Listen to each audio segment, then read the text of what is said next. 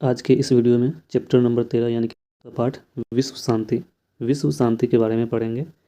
ठीक है, तो इस पाठ का जो पाठ परिचय देख लेते हैं। पहले पाठ का पाठ परिचय क्या है। आज विश्व भर में विभिन्न प्रकार के विवाद छिड़े हुए हैं, जिनसे देशों में आंतरिक और बाह्य अशांति फैली हुई है।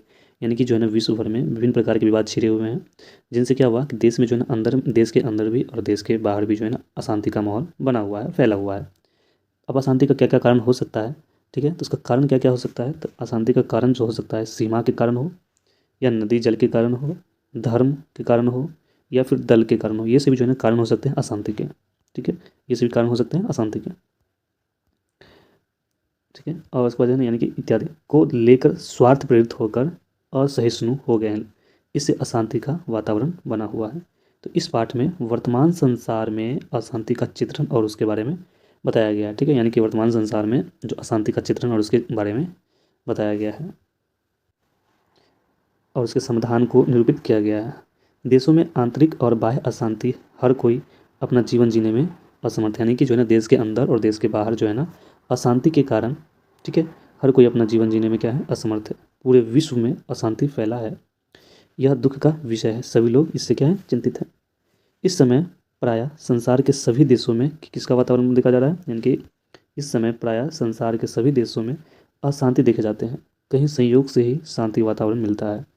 यानी कि जो है ना, आज के समय में भी आप लोग देख सकते हैं कि संसार के सभी देशों में क्या है कि किसी न किसी कारण से जो है ना, अशांति का माहौल बना हुआ रहता है। ठीक है, संयोग से, यानी कि ये संयोग की ही बात होगी कि कहीं पर शांति वातावरण मिल पाए। ठीक है, किसी देश में आंतरिक अर्थ मतलब अव्यवस्था के कारण हो, तो कहीं शत्रु देश द्वारा अशांति फैलाया जाता है, और कहीं कई देशों में तो शीत युद्ध चल रहा है। ठीक है,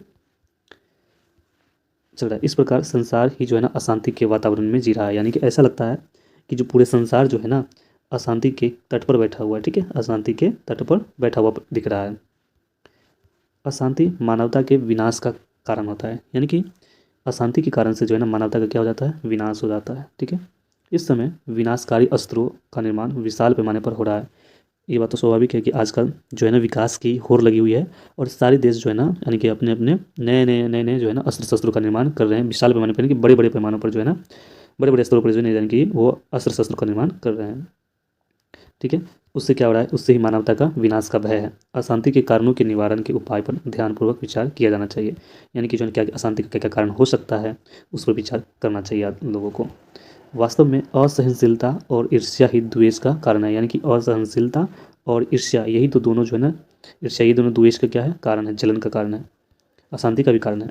एक देश दूसरे देश की उन्नति अथवा विकास देखकर जलते हैं और उस देश को हानि पहुंचाने के लिए लग जाते हैं। यानी कि जो है, जब कोई देश जो है ना, जब कोई एक देश जो है ना, विकास कर रहा हो, तो उसको देख करके क्या करते हैं, दूसरे देश वाले जलते हैं और उसको विनाश करने के लिए, उस देश को हानि पहुंचाने के लिए उसके होड़ में लग जाते हैं। और द्वेष ही असहनशीलता पैदा करती है। यानी कि जलन ही क्या करती है, असहनशीलता पैदा करती है। दो दोष जो अशांति का प्रमुख कारण है, वे हैं ईर्ष्या और असहनशीलता। ठीक है, याद रखिएगा, ईर्ष्या और असहनशीलता ही जो है ना, दो दोष, ये जो अशांति का प्रमुख कारण है। क्वेश्चन पूछा जाएगा कि अशांति के प्रमुख कितने कारण हैं, तो दो दो कारण है। पहला है ईर्ष्या और दूसरा है असहनशीलता। ठीक है, स्वार्थ क्या करता है, दुश्मनी बढ़ाती है। अगर मान लो कोई चीज़ के प्रति अगर हम कुछ निजी स्वभाव से, यानी कि अपना विकास ही सोचे, अगर स्वार्थ की भावना रखें, तो उससे क्या होती है, दुश्मनी बढ़ती है। स्वार्थ से अंधा व्यक्ति अहंकारवश भाषा के आधार पर और धार्मिक सहन नहीं कर पाते, यानी कि चाहे भाषाई हो और चाहे धार्मिक सहन वो क्या नहीं कर पाते हैं। ठीक है, जिसके कारण जो है ना, अशांति का माहौल बन जाता है। एक जो है ना, भगवान महात्मा बुद्ध जो है ना, एक बात कहे थे कि वैरेन वैरस्य समनम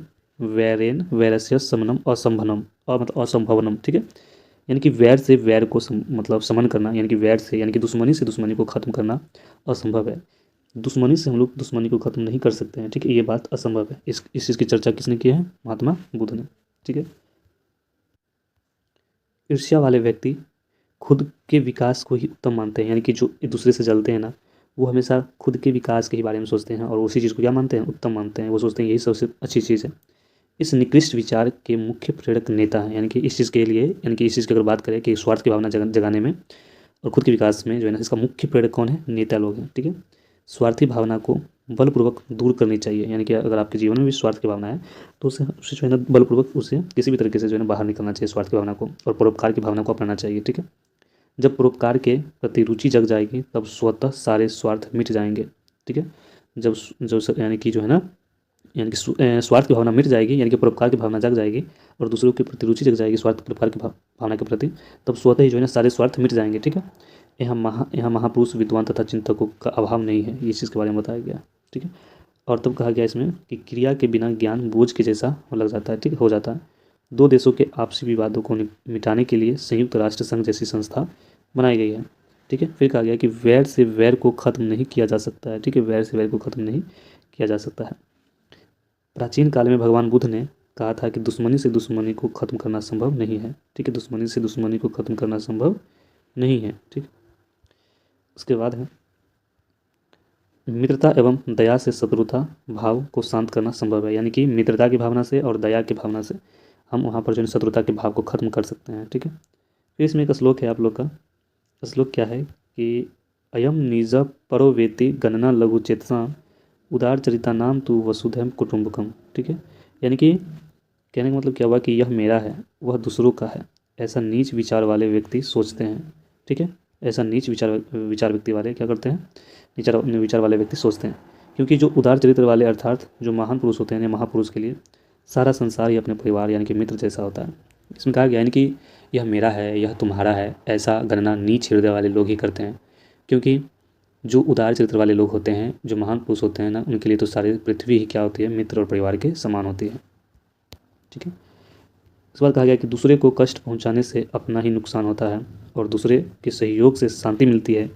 आज भी दूसरे देशों को संकट समय सहायता राशि भेजी जाती है। ठीक है, ये तुम्हारा यहाँ पर ये चैप्टर खत्म हो जाता है। ठीक है, द एंड हो जाता है चैप्टर नंबर 13।